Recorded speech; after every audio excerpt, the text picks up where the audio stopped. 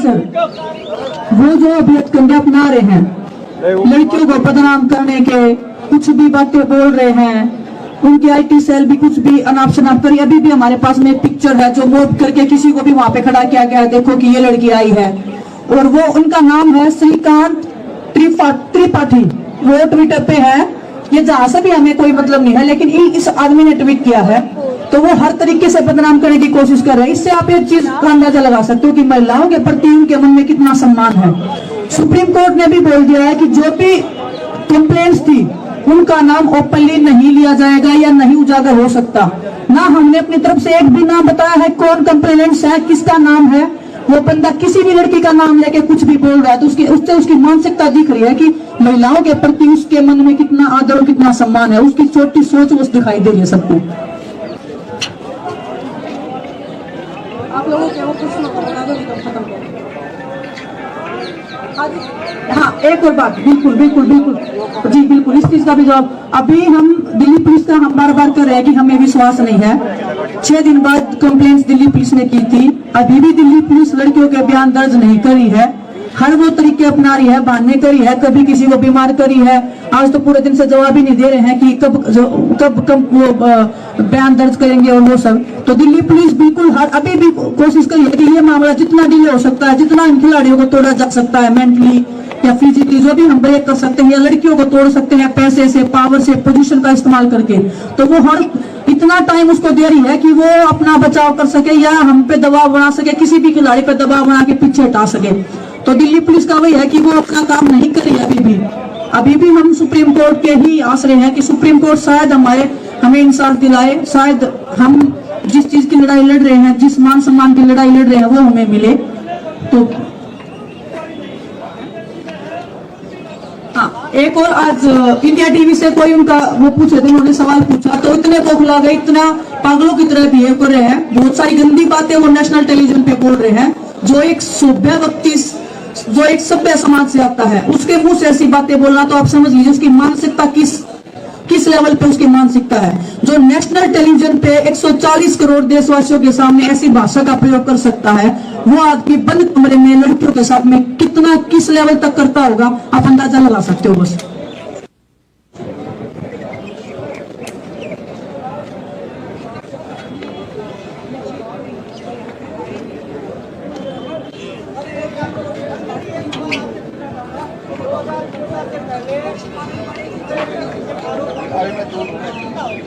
देखिए, माननीय supreme court पे हमें पूरा भरोसा है कि खिलाड़ियों के साथ न्याय होगा, और वो अपने क्षेत्र में इसलिए बैठे, वो अपने मनमाने पत्रकारों को बुलाते हैं वहाँ पे कि वो मेरे हिसाब से सवाल पूछे।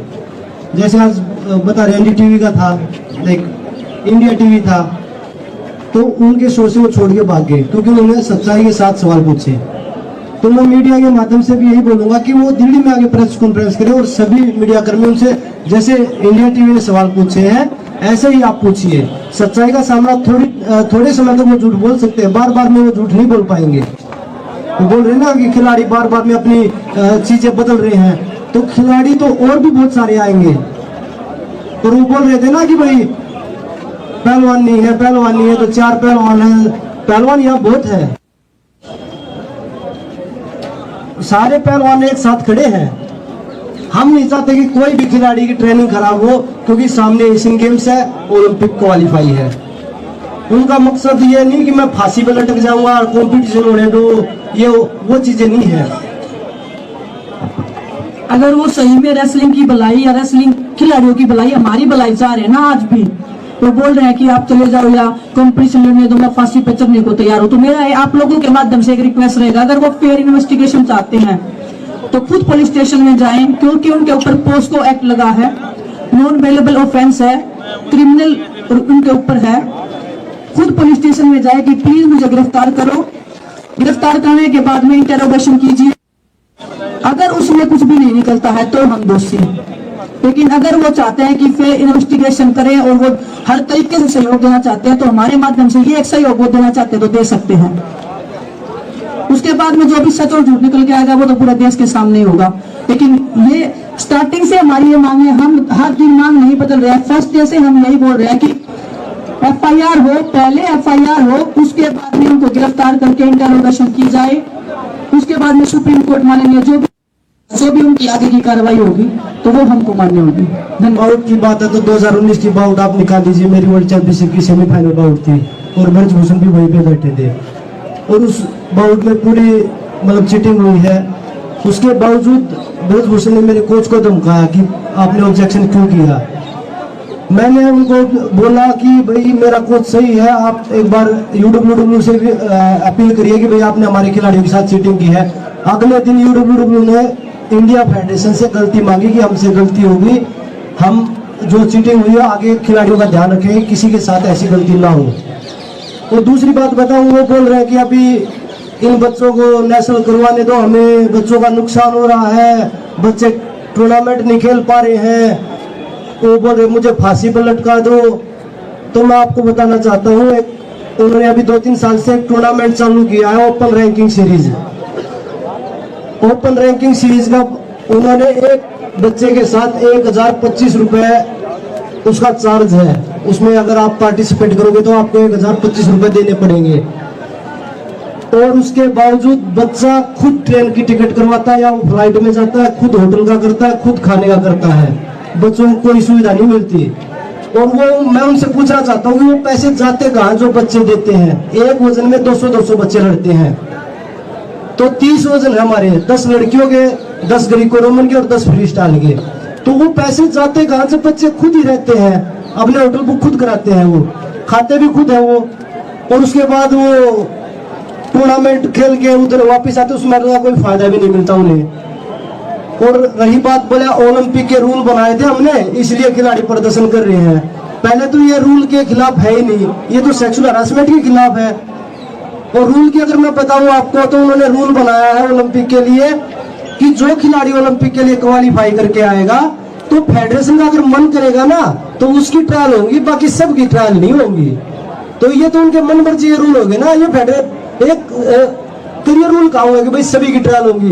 अगर 5 खिलाड़ी क्वालिफाई करके आते तो 5 की ट्रायल होगी। उन्होंने तो ये बोल दिया कि जिस फेडरेशन का मन करेगा ना कि भाई बजरंग की ट्रायल नहीं होनी चाहिए, बाकी चारों की ट्रायल होनी चाहिए, तो 4 की ट्रायल होगी, बजरंग की ट्रायल नहीं होगी। ये उनके न्याय के रूल है जो वो सवाल कर रहे हैं।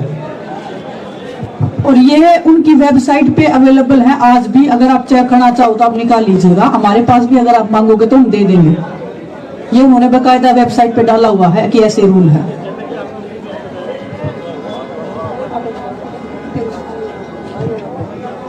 जैसे ये भी उनकी आईटी सेलेक्ट ही हुई है और हमें सोशल मीडिया पे गलत कमेंट्स या जो भी है बदनाम करने की कोशिश कर रहे हैं, और वो खुद भी बोल रहे हैं कि हम मिलने जाते थे।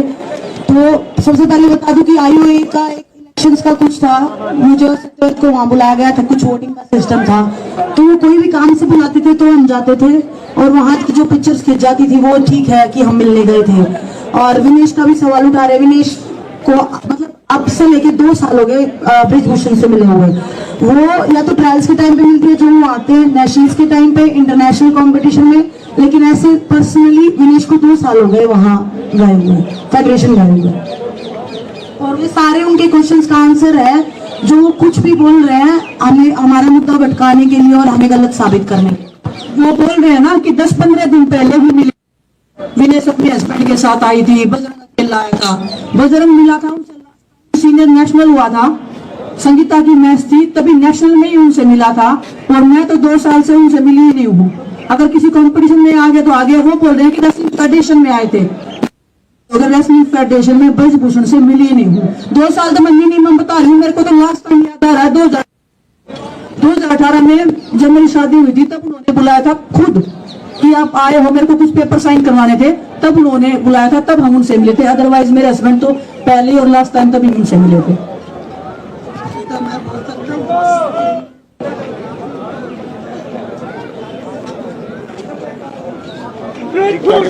गिरफ्तारी का समय काट दिया।